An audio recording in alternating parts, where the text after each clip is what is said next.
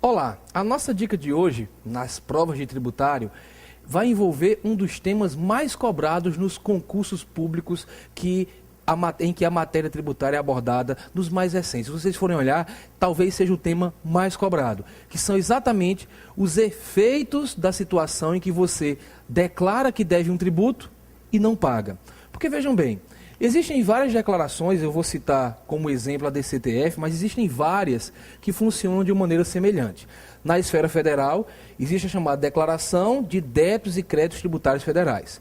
Nesse tipo de declaração, você tem um campinho em que você vai colocar qual é o valor do seu débito, que é o valor que você apurou na sua contabilidade. Então, você apurou na contabilidade que deve de COFINS o valor de R$10.000. E há o campo do crédito, que é o campo em que você vai colocar o valor que você pagou. Como você pagou esse valor aqui? Você pode colocar que pagou com um DARF. Você vai identificar aqui que pagou com aquele documento de arrecadação de receitas federais esse valor, então pagou 10.000, saldo é zero. Você pode dizer que parcelou, e aqui você vai identificar o número do processo de parcelamento.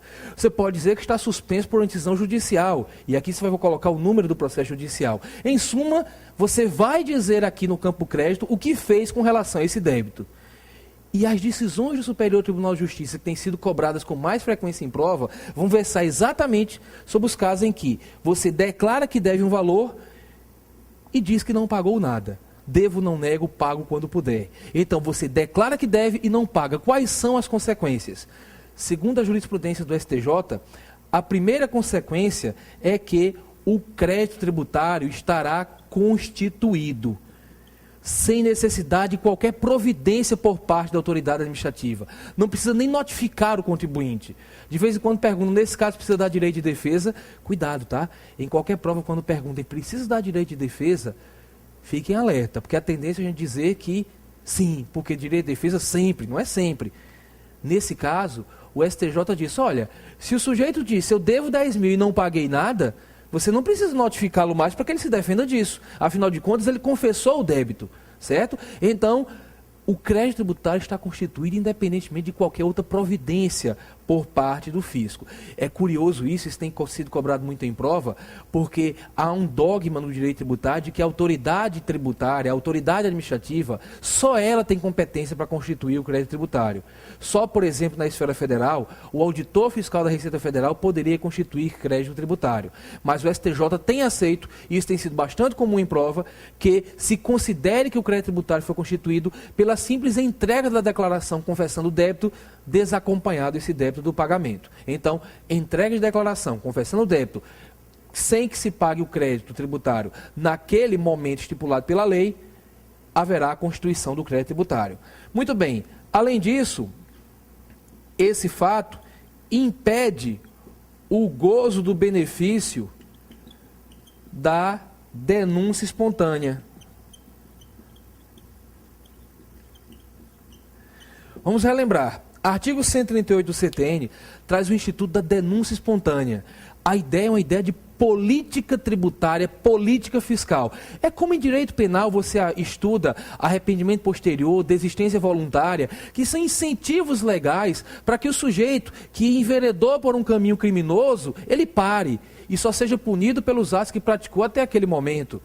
Para que o sujeito repare o dano que causou para alguém e seja punido com uma pena menor. Isso lá em direito penal. Em direito tributário tem algo semelhante, só que o benefício é maior ainda.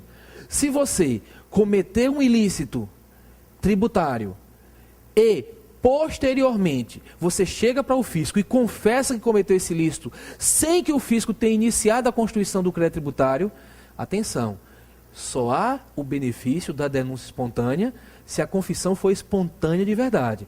E não é espontânea a confissão que você faz depois de ter começado uma fiscalização. Então você recebeu a notificação para que você leve à Receita Federal as certidões de nascimento de crianças que você colocou como seus filhos e que não são seus filhos. E mais que você sabe que não são seus filhos, porque tem muita gente que declara filho achando que é.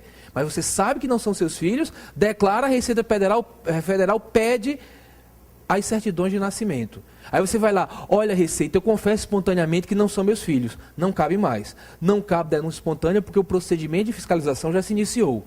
Agora, vejam só, e quando o crédito tributário já está constituído? Ora, se já está constituído o crédito tributário, não cabe mais denúncia espontânea. Na realidade, esse segundo efeito impede o benefício da denúncia espontânea, decorre do primeiro. O crédito tributário já está constituído. E raciocinem comigo. Se você chega para a Receita e diz, olha, Receita Federal, eu confesso, eu devo 10 mil reais, mas você já tinha entregue uma declaração. O que o atendente da Receita vai fazer?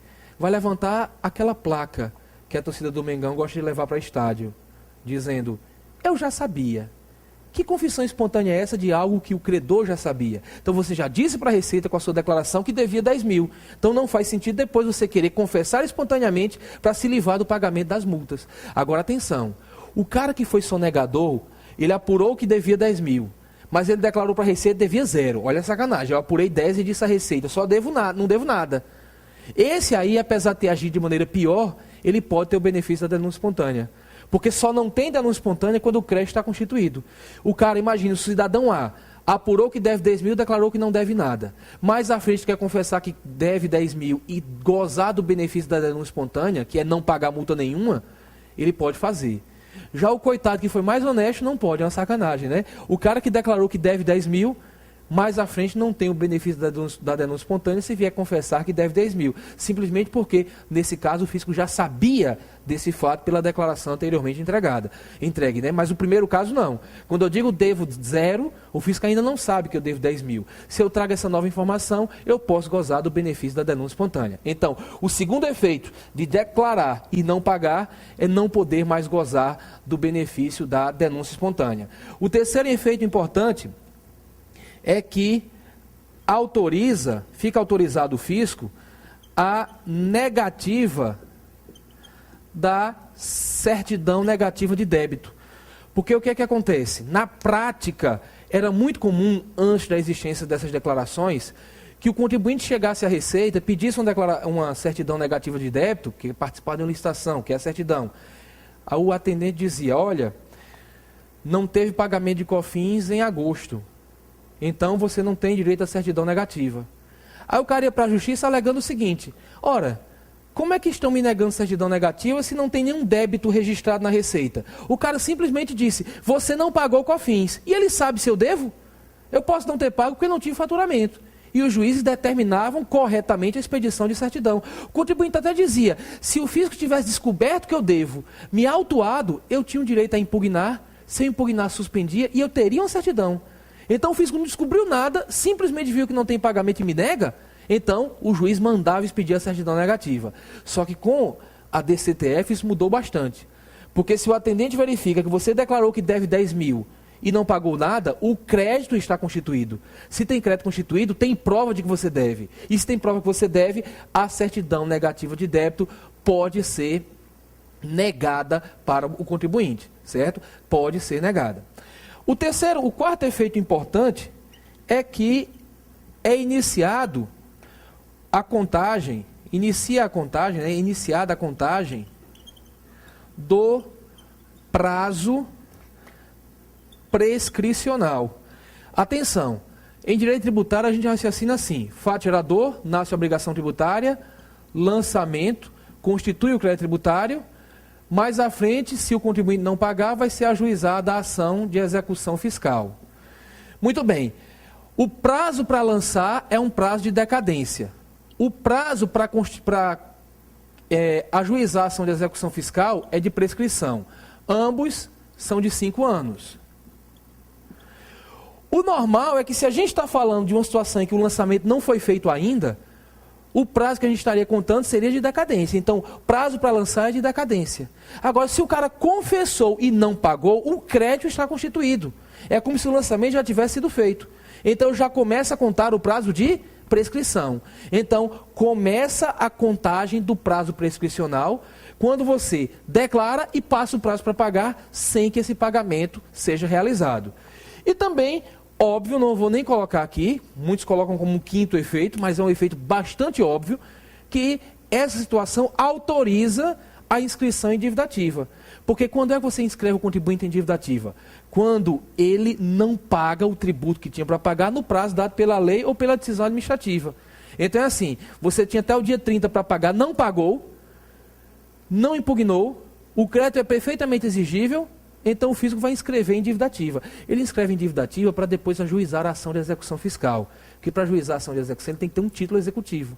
E qual é o título executivo da execução fiscal? A certidão de dívida ativa. Então funciona assim, você não pagou, o fisco inscreve em dívida ativa, tira uma certidão da dívida ativa mostrando que você deve, a certidão diz simplesmente, o livro número tal, no livro número tal, folha número tal da dívida ativa da União está escrito o seguinte, aí mostra o débito. Então você pega essa certidão, ajuiza a ação de execução fiscal e aí segue o procedimento segundo a lei 6.830. Se você declarou que deve e não pagou, já pode inscrever em dívida ativa. Então, na prática, pessoal, todas as consequências depois da primeira são consequências dessa primeira. É porque o crédito está constituído que você não tem mais possibilidade de exercer o benefício da denúncia espontânea.